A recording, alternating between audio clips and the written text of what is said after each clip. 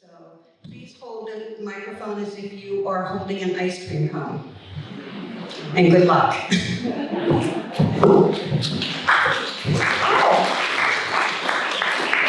I have two things to say. For one, I'm only a volunteer. Nobody's paying me up here, so I'm not perfect. I pulled the names out of the hat at random. In other words, if you hold that up, I have the names of the speakers tonight, and I will put my hand in and pull out a person's name, and that person comes up. The other thing I wanted to say, no whining from the audience. Last time it got out of hand, and somebody started, no, let them finish their story. I was a weakling then, because it was a full moon, but my stuff is back. So thank you.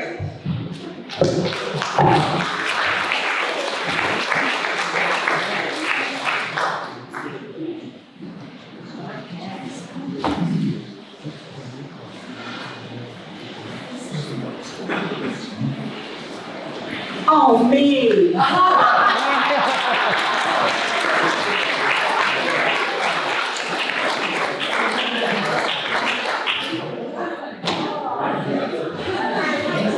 Remember, we have 5 minutes. Oh my God. Okay, so it's 2019. I'm in New York City at a mystery school. It's a place with people like me who love to talk about the world of the unknown. And we also love talking about how mystery shows up in our lives. 2020, the pandemic happens. And the leaders of this group said, find somebody in the group, move on to Zoom, keep the talking going. And several weeks later, I received an invitation from a gentleman out on Long Island. His name was Joe. And for 2 years, Joe and I talked once a week. Several months ago, Joe said to me, my wife and I want to relocate to Warwick. And I said, wow, okay. Come up, check it out. You can spend a night at my house. So we set a date. On the day of, his wife calls and says that Joe has a meeting, but they were planning to leave at noon. And she was looking forward to meeting me. So I know what I'm going to do, because I don't like playing around and don't want to make it too difficult. So I have this one chicken recipe that is my absolute favorite, and people rave about it. So why wouldn't I start there? I grab the chicken out of the, I start right away. I get the chicken out of the refrigerator. I wash it up. I salt and pepper the cavity. I take 1 whole lemon, 1 whole garlic bulb, cut them in half, put the lemon, fresh thyme, garlic, lemon, fresh thyme, garlic. Tie the legs together, put a little oil on the outside, prepare the pan with quartered carrots, fresh fennel, large onions, and fresh thyme. Then I drizzle that with olive oil, and that's my meal. I put it in the refrigerator, and I'm like, wow, just string beans and a salad, I'm set. At 2 o'clock, I get a phone call. Joe says, oh, we haven't left yet. Something came up. Is it okay? I'm like, sure, no problem, take your time. 3 calls later, they arrive at 10:20 at night. And they come in and they're really sorry. They, apologize profusely. And I said, no problem, just chill. We sit down to eat. We're eating and I'm just excited about the look on their face, the way they're smacking their lips. And we go on and we talk for a while and they keep commenting on the chicken. At some point, and anyway, what I found out is that, Joe's wife, I don't know if I mentioned her name, Dan, she is quite lovely, and we got along great. So around midnight, because it was getting late, I reached to take Anne's plate. And she looks at me pleadingly and says, "Can you save that bone for me?" And I'm like, oh. I'm like, wow, what a compliment. I've had people lick their fingers, but I've never had anybody request saving the bone. And I look at her and say, absolutely, no problem. So, Joe goes upstairs to bed. Anne and I hang out, had a lovely time cleaning up. Before I leave, I take the bone off her plate, put it in a dish on a table, and we go to bed. In the morning, I'm the first one up, 7 a.m. I come directly into the kitchen, the bone's not there. I say to myself, wow, how can that be? Of course, I immediately start looking on the floor, under the cabinets, in the fridge, in the trash, no bone. Joe comes down at 9. I serve coffee, and I just jump in like, do you remember the bone? He says, no. Sarah comes in down, I ask her the same thing. She says, I do remember the bone. And then she turns to me after I explained how rattled I am by not finding it. She says, Beverly, don't you know the ancestors played tricks on us? And I looked at her and I said, I guess you're right.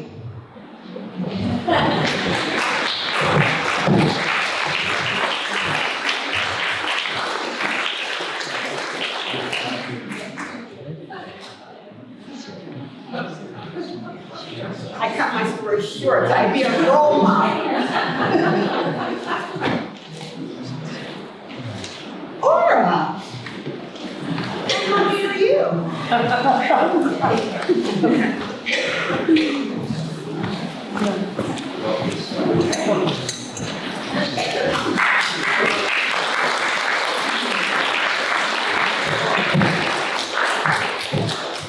So just so I'm aware, it's really bright up here. That's the red button? Can you hear me okay, or should I lift it up? Lift it up? Okay. So it was 1978, and there were two very young hippies traveling across the United States, and they needed to take a pause because they were about to have a baby. Thankfully, they had that baby in a room and not on the side of the road. That room happened to be on OK Street, and I am that baby. I feel like that was the universe's first message to me, that it was going to be okay, that no matter what, it would be okay. After I was born, the journey continued, and we wandered a little bit more, and in 1990, we ended up in Alaska. Alaska is awe-inspiring. In every direction you look, it is majestic and beautiful. Everything is big. Maybe that was just because I was little, but everything is big. And the mountains, they just seem to like disappear into the sky. And there are gigantic moose that just run wild, like everywhere. And the roads were so interesting to me because they were dirt and gravel. And I was so used to smooth pavement. So that was very foreign to me. It seemed very rugged and raw. That first summer in Alaska, we actually lived in a campground along the Kenai River. And the Kenai River is crystal clear. It's beautiful. It's also ice cold. But a lot of people hang out there in hopes of catching salmon and rainbow trout. I enjoyed my time along the river. You know, living in a tent with your whole family can get really crowded. So I spent a lot of my afternoons there skipping rocks and watching people. By mid-August, I got really comfortable with my new environment. And one day, without much thought, I kind of swayed away from the safe edge of the river, and I went deep into the woods. I was actually looking for and in search of birch trees. I enjoyed peeling back the layers of bark and kind of rubbing them between my fingertips. It felt like sandpaper to me. I liked the sensation. That and the fireweed that was growing wild everywhere was turning a really beautiful pink and purple. So there's an old Alaskan urban legend that says that when the fireweed reaches its full bloom, that the first snow is about 6 weeks away. I was really enjoying my time out there, being alone, not with my family. And I wandered a bit more. I liked the sound of my feet touching the earth with every step, and I just sort of got lost. And then I realized that the sky was shifting from blue to kind of a pinkish orange. I noticed that the sun was starting to slip behind the mountains, and that there were goosebumps all over my arms. I had only been wearing a t-shirt and a pair of jeans. I hadn't thought about bringing a jacket with me. And in that moment, I realized I was really lost. I tried to retrace my steps, but I hadn't taken a well-worn path, and there were absolutely no markers on these trees. I started to panic. A moment where I felt so comfortable in my surroundings, I was suddenly lost and afraid and alone, and I realized that nobody knew where I was. Nobody even knew that I had left, and I got scared, and I wondered if they would even come looking for me. I really did try to retrace my steps, but it was getting dark, and again, I was tired. I didn't bring a compass with me, not that I knew how to use one at that time. I was more used to street signs and traffic lights. And I didn't bring any food, I didn't bring a blanket. So in that moment of despair, I dropped to the tundra and rested. Now time is a funny thing, because I don't know if my eyes were closed for 3 minutes or 3 hours. But when I woke up, the sky was getting brighter, and I felt lighter. A new day was being presented, and I knew it was going to be okay.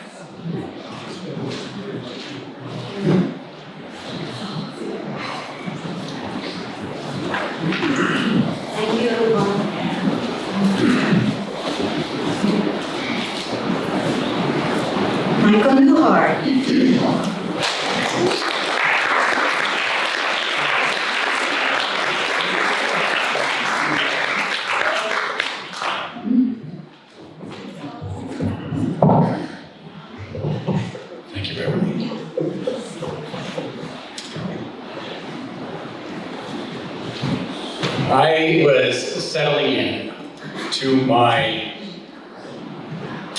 5th floor walk-up on Rue Bonaparte in Paris. A single tiny room. And I had just finished my day of classes at the École des Beaux-Arts, which was right down the road.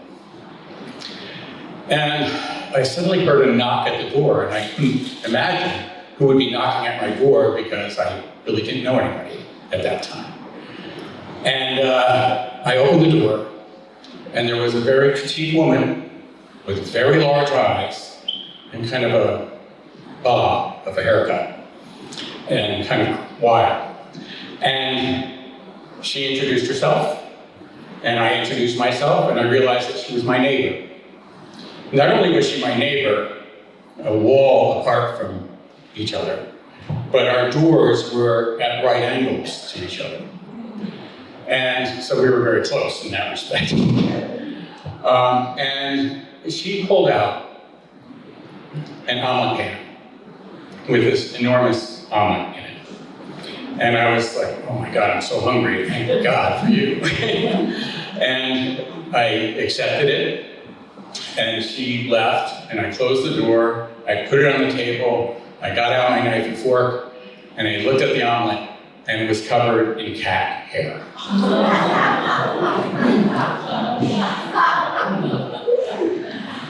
Her name was Madame Reynard, and I found, as a neighbor, so much more about her. She would invite me into her little apartment, 2 rooms. I had 1, she had 2. And she would give me concerts. She was a pianist and an organist. And I would sit on these rickety chairs, and actually so rickety that I had to suspend the chair with my legs, or else it would just fall into pieces. And the apartment itself was like dust. It was just fragments and pieces all put together and yellowed and decayed and incredible. And I would sit there patiently and listen to her play the piano, usually Mozart or Beethoven. And I found out quickly that she also was very hard of hearing, and she did not realize that she was not playing the correct notes. So it was pretty intense, and I was just engaged and amazed. And I would be watching her through these fragments of mirrors and just thinking, wow. At one point, she invited me to a night of a concert, a variety concert, and it was at Academy Duncan. And what I came to find out, that Madame Reynard actually gave up her life, left her husband, to follow Raymond Duncan. Now, Raymond Duncan was an artist throughout the 20th century. He died in 1966, but he was very famous in the 20s and the 30s. And he was the brother of Isadora Duncan. And he created something called the Academy Duncan. And it was on Rue de Seine. And so a friend of mine and I went to this evening of song, and it was kind of creepy. There was a window display with a mannequin dressed like Raymond Duncan, which would have been in Greek robes and long hair, at a loom, and the walls were covered with velvet as we went in and entered a theater. And the theater had a large crowd of very elderly women with young men who were sitting next to them. And to just give you a sense, it was a wonderful evening, very long, with lots of poems and arias. And Madame Reynard was the pianist and organist for that evening. By the end of the evening, my friend and I left, just almost hysterical. We were going down Rue de Seine, just like trying to compose ourselves. But I walked away from that with the understanding that I saw something that was remarkable, a piece of history that was almost lost, and I was grateful.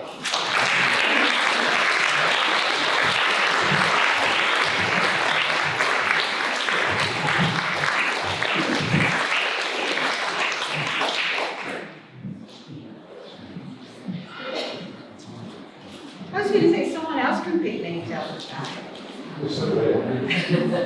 Susan Mara.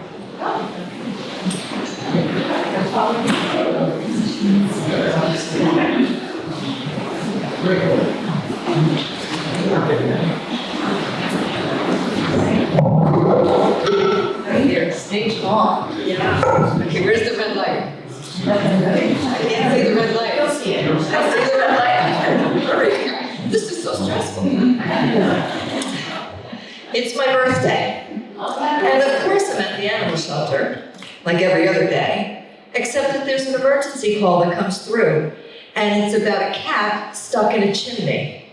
Now, a bird, a bat, a squirrel, okay, but a cat? Well, I'm animal control, so off I go. Gotta get in the car, get to the house, and as soon as I get there, I'm looking, and the police are leaving, the fire department's leaving, and one of the firefighters says, "Hey, nothing we can do, good luck." Okay, that doesn't bode well. So I go into the house with the homeowner and I go right over to the fireplace and stick my head inside and look up, and soot falls, and there's no cat. And the homeowner says, no, down. I'm like, down? And I look at the bottom of the fireplace, there's like a brick missing.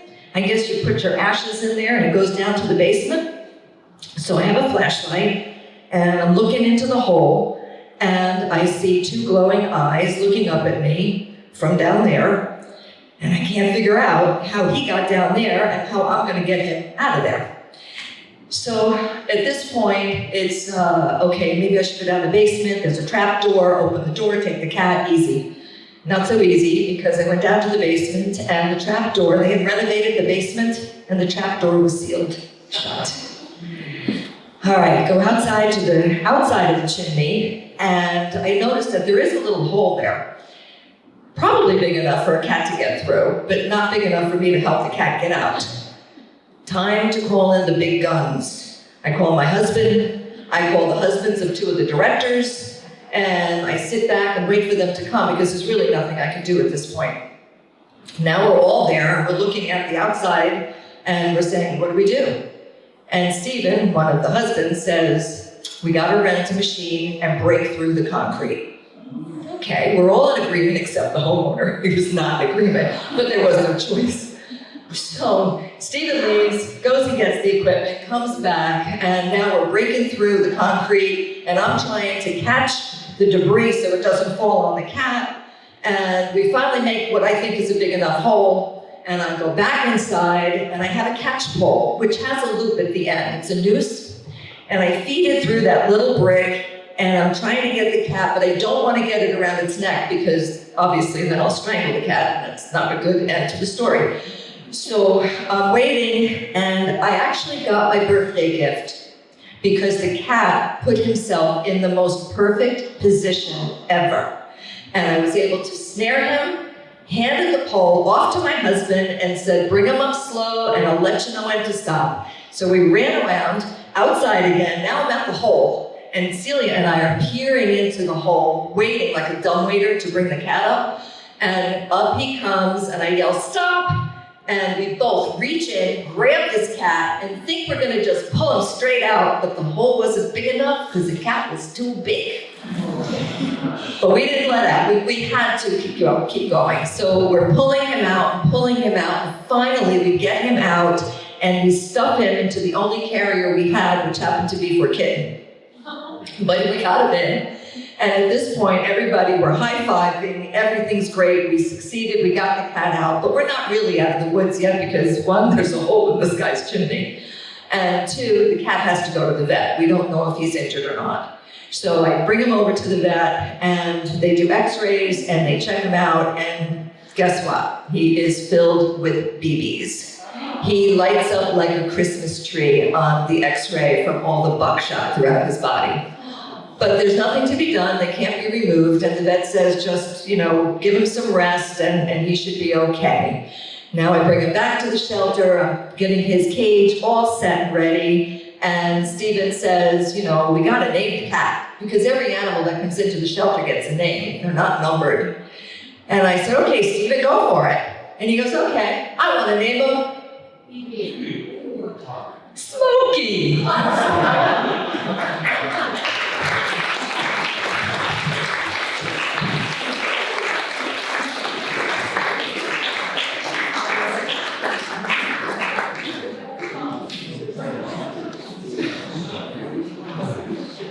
Okay.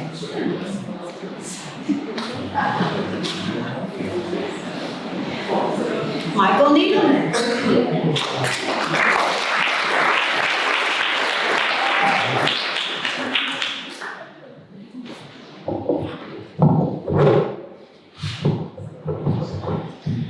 Okay, it's 1972, and I'm on my way with a friend to the airport to head down to Florida to visit friends. And when we pull into the parking area, my friend says to me, oh, wait a second, I have some cannabis and I'm not quite sure what to do with it. So we were deciding whether to leave it in the car, to take it with us to Florida, or to smoke it down. And we decided on the latter. So we started off our trip to Florida in good fashion. But we also lost track of time, and we almost missed the flight. We were the last ones on. They were about to close the doors when we got there. And they sat us in the last row of the plane. When we got settled, I turned to my friend and I said, "Something's wrong." He said, "What do you mean?" I said, "Well, when we got on the plane, I looked at the flight attendant and I said, 'Hi,' and it was blank. Nothing, no reaction." And he said, "Oh, you're just being paranoid." I said, no, they get paid to be nice. That wasn't nice. So we're sitting there for a while, the plane's hanging out for about a half hour at the gate. And then this gentleman representing the airline starts walking back to the plane, the back of the plane. He bends down to me and quietly says, "Would you gentlemen mind stepping off the plane with me?" And I turn to my friend and say, "I told you." So we step out of the plane and are immediately thrown up against the wall and spread eagled against the plane. There's 5 or 6 FBI agents out there. They identify themselves as such. And they start searching us. And I said, "What's going on?" And one of them says, "You know what's going on." And being a little bit inebriated at the time, I just went, "No, I don't know what's going on. Why don't you tell me what's going on?" And he says, "You're going to hijack this plane and we caught you." And that was exactly my reaction. I started laughing. And while I'm laughing, he pulls out, I had this little penknife in my pocket, and he goes, "Aha!" And I turn around and look at him and go, "Look, I'm a nice Jewish boy from the Bronx. I don't hijack planes." And at that point, I could see a slight recognition on his face that maybe they made a mistake. In the meantime, they're searching our luggage. The plane is still sitting there probably for now an hour and a half. And finally, I hear one of the agents say, these guys are clean, we can't find anything." And I say to myself, wow, he probably thinks I am really a nice Jewish boy from the Bronx. And he turns to the guy from the airline and says, they're clean, they're not a threat, and we made a mistake. Should let them back on the plane, which they do. So now we're heading towards our seats in the back of the plane, and everybody on the plane is looking at us going, wow, they're letting these guys back on the plane. It's the first time I felt, and the last time, like Arnold Schwarzenegger. And once we got in the air, the stewardesses came back to us and apologized and said that they had gotten a telephone call that said that the plane was going to be hijacked. And I fit the description of one of the hijackers. And at the time, of course, I had this very large, full beard and long hair. I know it's hard to picture right now, but really long hair. So maybe I did look like a hijacker. Thank you.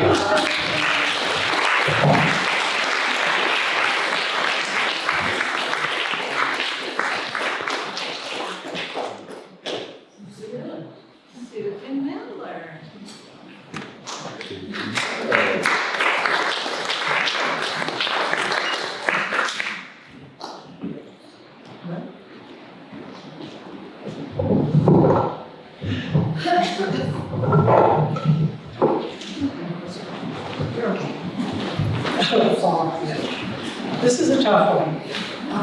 Just one. Okay, so it's June 3rd, 2006. I'm at my office in Mahwah, New Jersey, and I'm expecting a normal work day, but first I wanted to check my online banking. I had made a deposit, wanted to make sure it cleared. So I pulled it up and I noticed that 2 very large checks had been written out of my account. And I pulled up the copies of them and saw that they were both signed by one of my daughters who was away at college. And I knew that that daughter would never withdraw that amount of money from my account.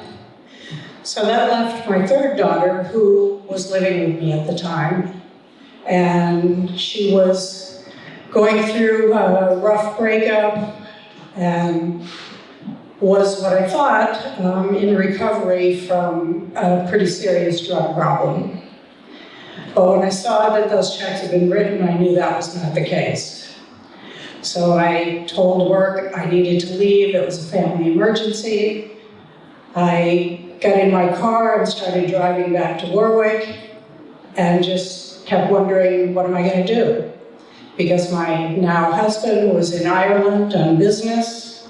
Her father lives in Vermont, so this was all on me. So I called the Warwick Police Department, who were wonderful. They said, we have a mobile mental health unit in the area, and we will meet you at your house. So they came, they were there when I got there. We all went in the house and confronted my daughter, who was naturally high at the time. This was heroin, we're talking serious stuff. She bore no resemblance to my child when I looked at her. She looked like a caged animal. She started to try to run, and the police officer said to her, you have 2 choices here. You can either go to jail or you can go to the hospital.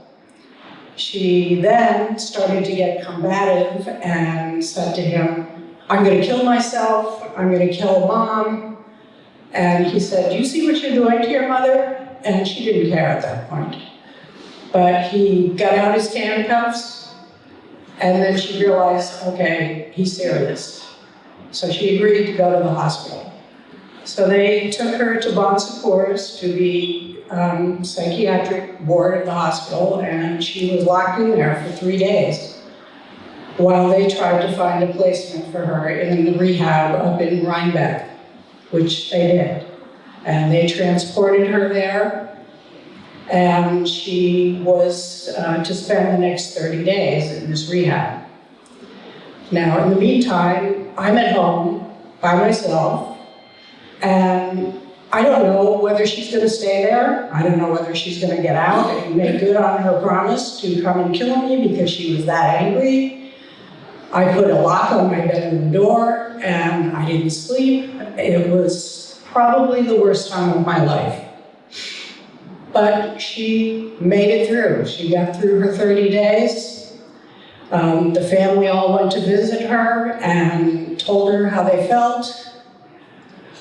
When she got out, she went to NA for 3 months. She went to the meetings every day. And she started to gradually get her life together. She then went on to go back to college, got a degree, got a really good job, met a great guy that she's now been married to for 10 years. And she will be clean almost 17 years now. And she told me, Mom, you saved my life. I said, I never want to do that again. And the reason I chose this story was because people have an idea of what a heroin addict looks like. And they're wrong. It could be anybody. And the stories don't always have a happy ending, but this one does. So I know you can't always be sure that they'll stay clean, but I'm hoping that she now has a life that I never imagined she could have after that. And so it's a good thing. Thank you.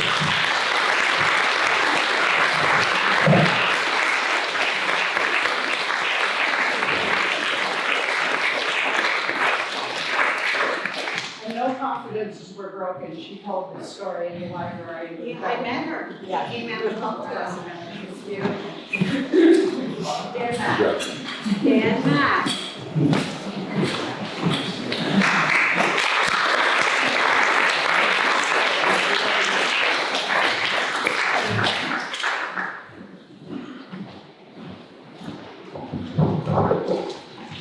Hello. My parents died in the early 90s, and I was on the team that wanted to clean out their house.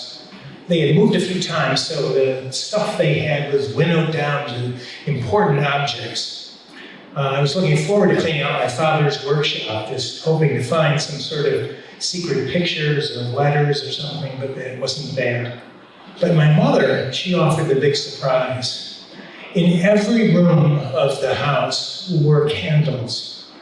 There were candles in the living room, which were the good ones, which you never burned. There were the candles in the bathroom for those moments when you need a candle in the bathroom. Every drawer had candles. There were the candles in the closet, which were broken. I don't know why she kept them, but she did. There were the blessed candles that you only used when people died, and they were never used. They were yellow. They were in the closet floor also. There were some Jerome Spector candles that I had given her for years. She kept them all. She never burned them. There were votives. There were birthday candles of all years, from 1 through 50. So I was staggered. There wasn't a place in the house that didn't have candles in it. And so I remembered growing up that we would watch this television program called Christopher Hour.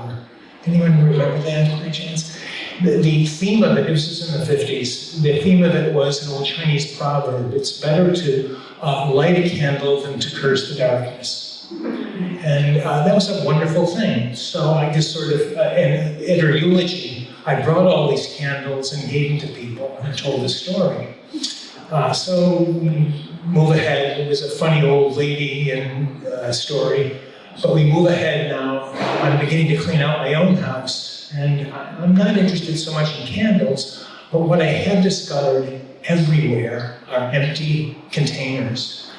Envelopes, small envelopes, large envelopes, boxes, but mostly nut containers, cigarette boxes, cigar boxes, yogurt jars, wee yogurt jars,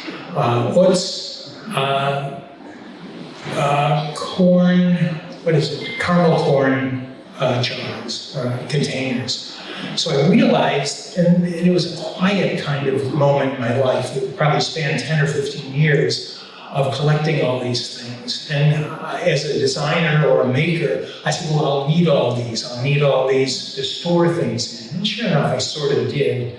But I watched my diet change. That for years, I just ate Utz caramel corn because I liked the containers so much. Or I ate wee yogurt or Altoids. I still have Altoids in my pocket, just to get the tins. So I was shopping for food just for the containers. So once I began to realize this, I said, oh, there's something going on here. And I see some of my therapist friends here saying, ooh, I see a job. We'll either get them into long-term talk therapy or perhaps a group of hoarders. But I don't think it's that. I think that it's much more about being ready for something. And I feel that I'm an emptyist. I'm not a hoarder. And I think that there are other emptyists in the world. Are you out there? Okay, I want some hands. Okay. And it's an honorable thing to be. And I looked him up. Emptyist, Albert Einstein was an emptyist. Albert Schweitzer, Prince Albert. Gurdjieff was an emptyist. He collected many, many empty objects and empty containers. Katie Lang and Oprah. So we're in a very, very good company of people who collect empty objects. So that's my story. I have all these, and I am not ready to give them up yet. So I brought many of them, and they're in the bag. And you're welcome to go over and help yourself later.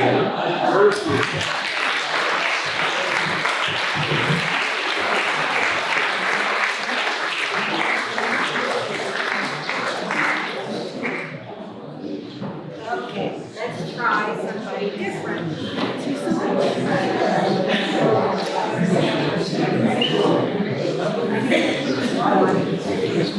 Oh, so Patty Dooley.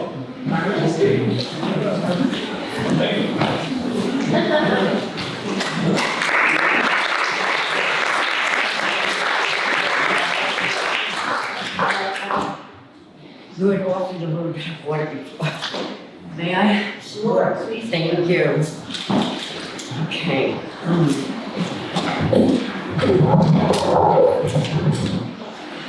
Okay.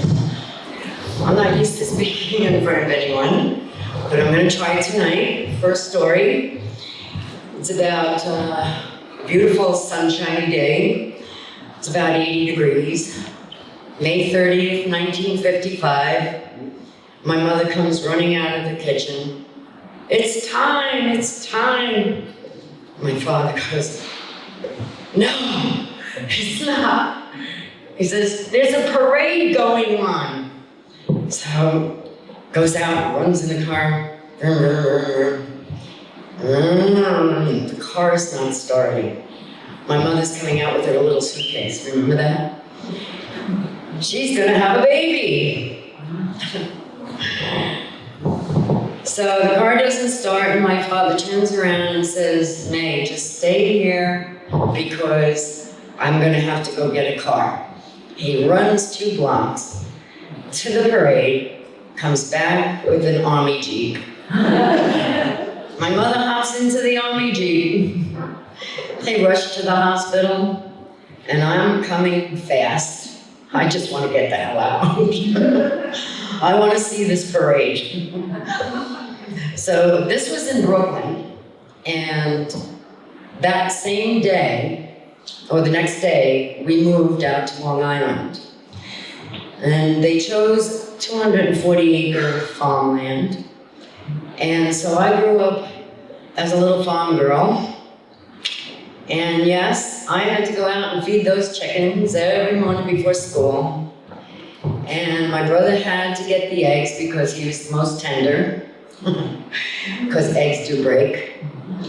And I recall going up to the trees, blueberries, and picking the blackberries off of the trees and bringing them for breakfast. We had 1,000 chickens. We had a bull, we had 2 goats, we had horses, and we had neighbors that we didn't know yet because we were little children. So we had to occupy ourselves, and it was 5 of us, 3 boys and 2 girls. So we had a little bull, and we called him Steaks. Now the bull didn't have horns, but we had a wonderful time with him. And we had a 5-car garage, and behind the 5-car garage was like this huge building, and in this building was chicken coops. And we used to use the milk containers, wooden milk boxes, and they would store them up on the wall. And lo and behold, there were rooms. And I recall the boxes were all on every wall you could see. And through the rooms, there was a doorway. And it must have been 10. So it was a very large building. And you could go through the doorway and go to the next room and collect your eggs and go to the next room. Well, this bull loved to play tag with us. So we would run through the barn, and he would run after us. Now there's 5 of us. So he's having a great time, and we would run up the boxes. And then my brother would say, hey, Stakes, and Stakes would come running after him, and we would run up the boxes. And we would play that game for hours, believe it or not. My father said, you know, you're 8 years old, you should really ride the horse now. And I was afraid because the horse was large.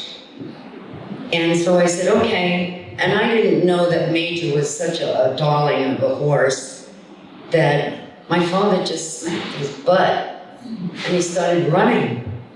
And I'm 8 years old. Who does that? I think of that today. I'm like, who does that? But as I was riding, I found myself holding on to his neck, and then my legs wrapped around his neck this way, and I'm riding upside down. My father said, don't worry about it, because I yelled at him. I said, what are you doing? He said, don't worry about it, this horse is trained. Trained for what? You know? He said, trained to stop if anybody's falling. And this is a true story. Now, this town that they found was called Farmingville. And with the 240 acres and in our modern land of growing up and bringing my children up in the modern world, I'll never forget Farmingville.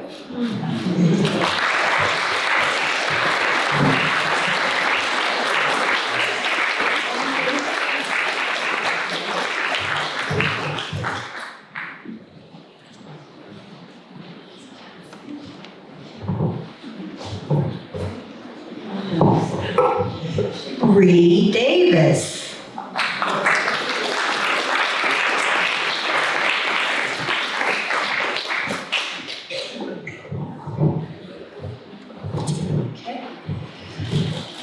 So it's March 2021, and I'm feeling a little bit low in my life. We had just gone through a year of COVID. I wasn't really happy in my job, and had some personal losses, and just an overall sense of time passing very quickly, and I was unfulfilled. So this particular March, very gray March day, I having coffee by myself, and I have my laptop open, and I decided I'm just gonna surf around on the internet, and I type in women and stonework. Now, where did that come from, I think? But I dismissed it, and I just kind of remembered a long lost back burner interest that I had many years ago about stone. So up comes this, on the screen, a very interesting result, and that is Women's One-Day Introduction to Dry Stonewalling, held at this place called the Stone Trust in Vermont. So I just, on a whim, I just sign up. I'm so excited. I learned that the Stone Trust is actually a not-for-profit organization, and they teach and they promote the art and craft of dry stonewalling. They do consultation and all kinds of things. And they also host the Dry Stonewalling Association of Great Britain to come and test at different levels for proficiency. They're actually the worldwide standard for excellence in dry stonewalling, both structurally and aesthetically. Anyway, so I go up there in April, the following month, and I take the workshop and I'm hooked. I'm just completely hooked. I'm so, at the end of the day, I'm filthy and sweaty and sore, and I've majorly jammed my little pinky, and but I'm just so happy that I get to feel stone in the right place of placing a stone, well chosen, onto a wall, and hearing that clunk, and it just felt really good, and it really echoed my own feelings within the stone, where things were falling down around me, some personal losses in my life, and here I'm using some beautiful material, just natural beauty, and it's solid and enduring, and I'm building something up. So I take another workshop, and I loved it just as much. This time it was a 2-day thing with men and women, And there I decided that I'm going to sign up for the test coming up in September, just level 1. So I do, this is a personal challenge, and it turns out that it is a big challenge. And when I go up to do this, there are these British men all buttoned up with bow ties on, with clipboards, very official, but I did pass, and that was wonderful. And so I wanted to keep the momentum going, but I didn't know how. I didn't know what to do, and I had all these internal voices going on within me. Like, who do you think you are? You're a woman, and you're, a woman of a certain age. And my children were talking amongst themselves too, and saying things like, "Mom's gone off a rocker." And then to me, they're saying things like, "Mom, why don't you just do something a little bit more conservative, like maybe tile work, or how about mosaic, even better? Come on, Mom." And I just, I'm like, oh, they don't get it. They don't get it. So these voices of doubt are going through my mind, and a whole year goes by. It's now the spring, April of 2022.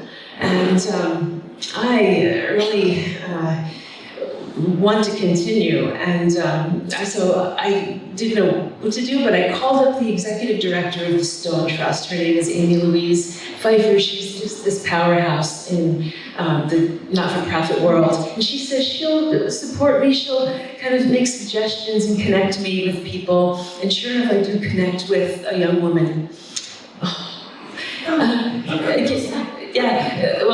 Long story short, I have now passed the level 2 Dry Stone Walling Association's exam, and I am one of just a handful of women in North America now that holds the Dry Stone Walling Association level 2 certification. Thank you.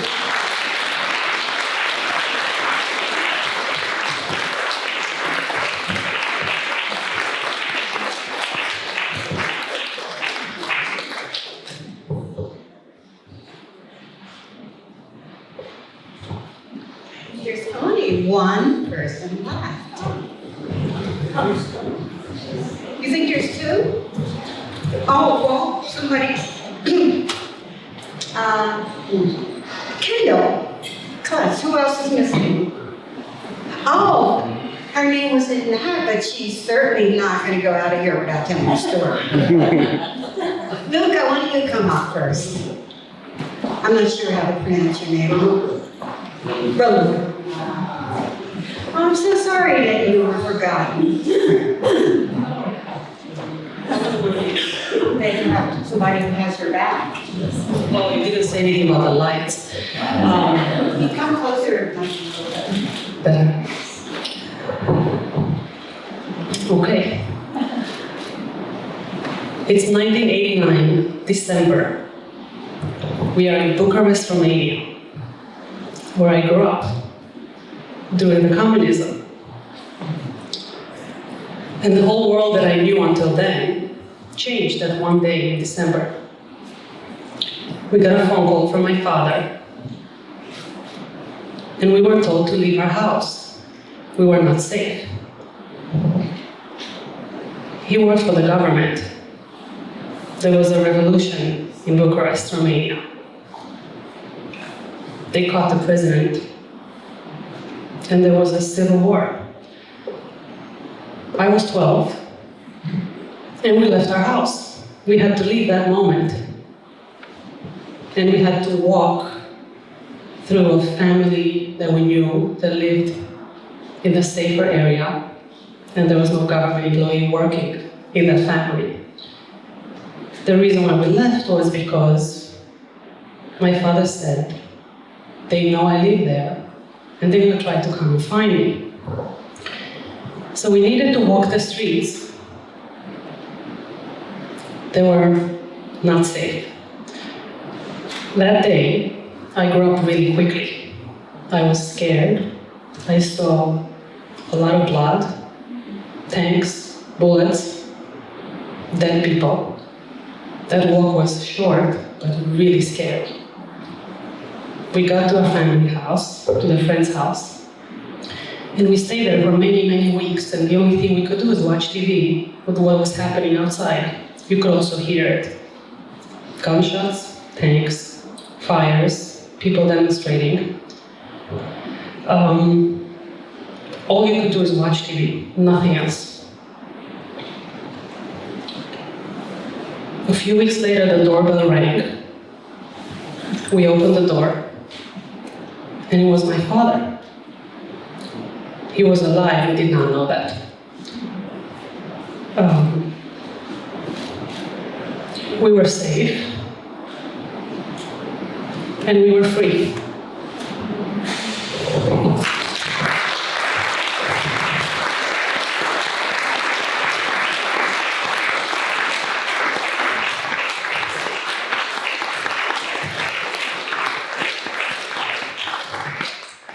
Kendall.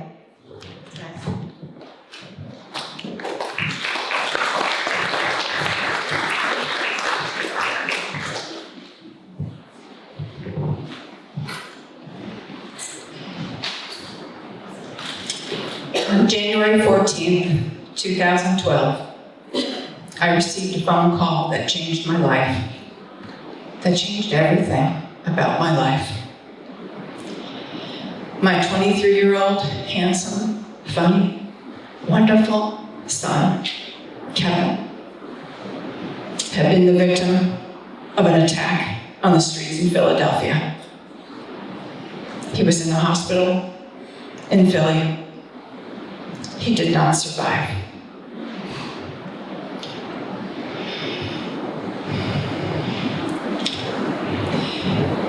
I'm sorry, I already lost my place.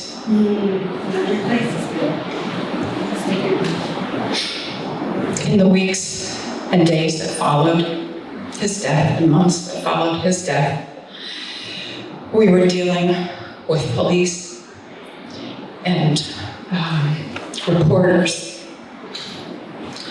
The weight of the grief and the sadness was overwhelming. At times, I couldn't breathe. And I always worried, how am I going to remember my son? Am I going to remember his voice? Am I going to remember his smile? I wanted to stay connected to him, and I struggled with how I might maintain a connection, even though he wasn't here. Very soon after we buried him, things started happening that were inexplicable. Coincidences or something more? I went back to work a few weeks after Kevin was killed. I needed the paycheck and the anonymity. I worked as a sales assistant at a new construction townhome community on the base, we used to be Stewart Air Force Base in New Windsor. And I was there on a Wednesday in the office, quiet day, and I heard somebody coming up the wooden ramp to our office door. In walked a gentleman I'd never seen before, so I greeted him. Hello, Bob. I'm sorry. Ahead of myself. Hi, I'm Kendall. Can I help you? He introduced himself as Bob. Go figure. And I said, what brings you to the Grove today? And he said, well, I'm looking for a place to live, potentially. And I just came in from Hawaii. I said, Bob, how on earth did you hear of the Grove at New Windsor from Hawaii? He said he used to serve in the Air Force and he had been stationed at Stewart Air Force Base. Oh, wow, what a coincidence. I said, well, thank you for your service. My dad served in the Air Force in World War II, and I have an Air Force son currently serving. What a coincidence. I said, if you don't mind my asking, what brought you to New Windsor from Hawaii? He said his father still lived in the area and he was sick. And he and his wife were considering purchasing a home so that they had a place to live while his father recuperated. I said, oh, I understand. He looked at me and he said, do do you live here at the Grove? I said, no, I don't, I'm from Warwick. And he said, oh, my wife's from Warwick. Oh, you're kidding. That's unbelievable. I said, yeah, we met when he was stationed at Stewart Air Force Base. At that point, I asked him if he would take a contact information card and fill it out for me, because I had no information about him otherwise. He took the card, he sat down and filled it out, brought it back over to me a couple minutes later. I looked at the card. Bob Gorgonzola, that's a pretty unusual last name, I said. In fact, I used to have neighbors by the same last name when I was growing up. He said, did you grow up in Warwick?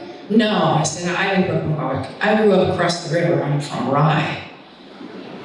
Were your neighbors Gina and John Gorgonzola? Yes, they were.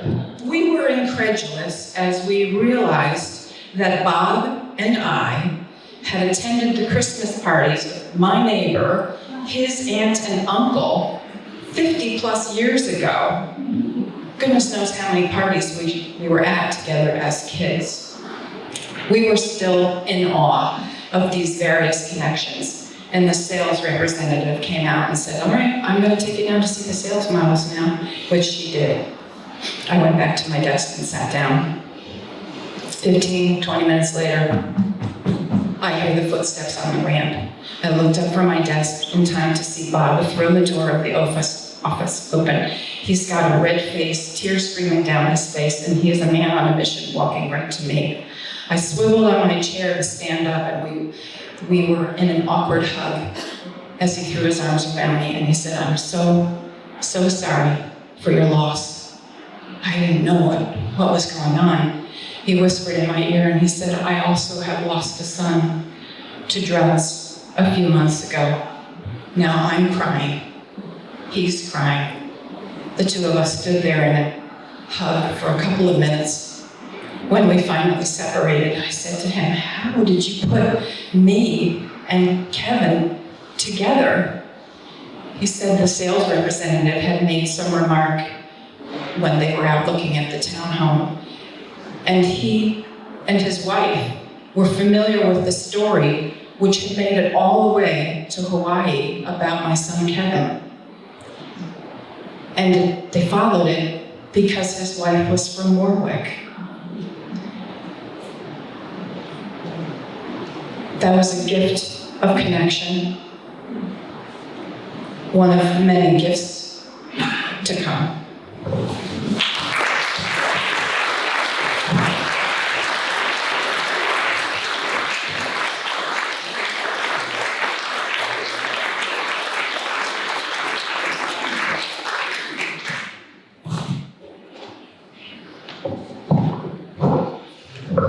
Wow, this has been some special night. There's some pretty amazing stories.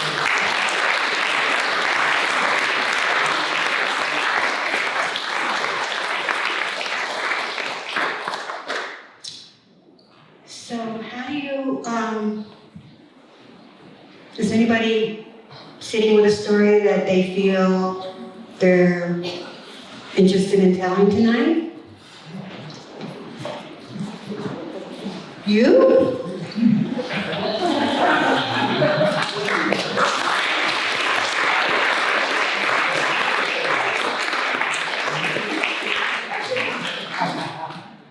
So, you storytellers inspire me. This is a lesson learned story. Over the last 2 or 3 years, I've had some health issues. So much so that I had a car service taking me back and forth to doctor's appointments and to hospitals. And there was a family. Sharif was the father, and there was his son that owned the company, Eddie, and they just took folks back and forth to the hospital. And I went so often, they became like family because we shared stories, and Sharif shared stories, and they were from Pakistan. And they've been living here for a number of years. And Eddie, who drove me around as well, shared stories about being married, and his wife was still in Pakistan, and they were hoping she'd come over. And at the same time, I was on a committee with the Rotary Club, the Warwick Rotary Club, but it was with the district.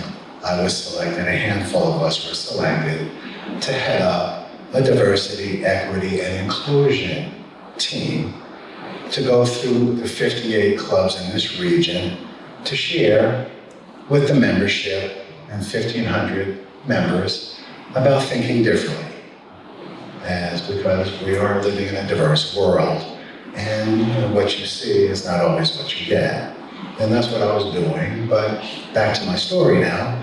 So I'm going back and forth to the doctors with Sharif and I, he was more my age and we had a lot in common, but he stopped driving me as much because he was a Muslim and he prayed 5 times a day.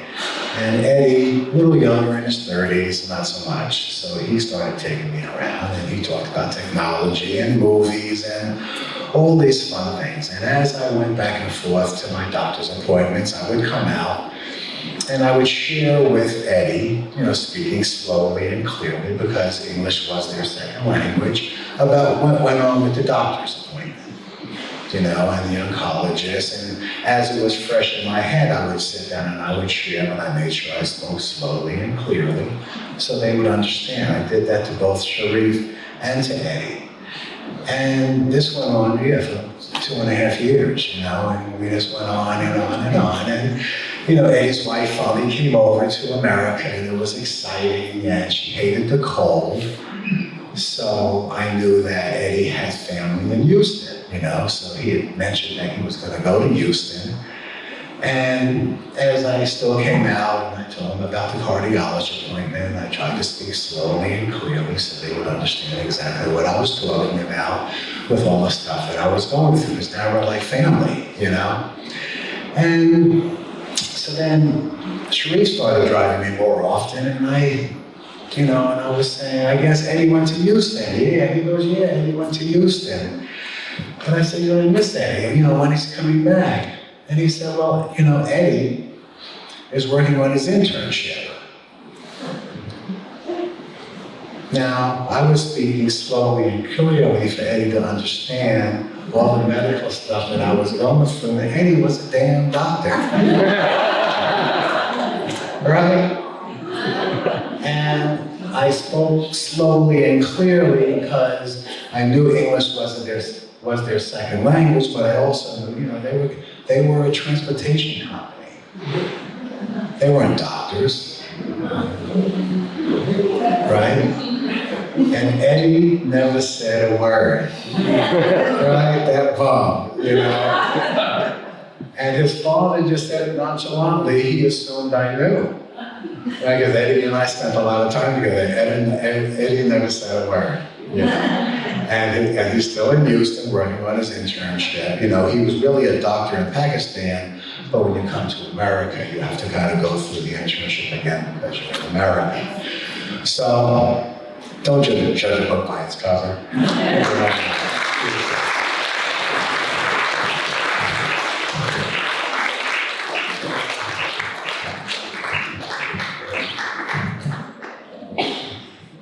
Okay, so I think we have done it.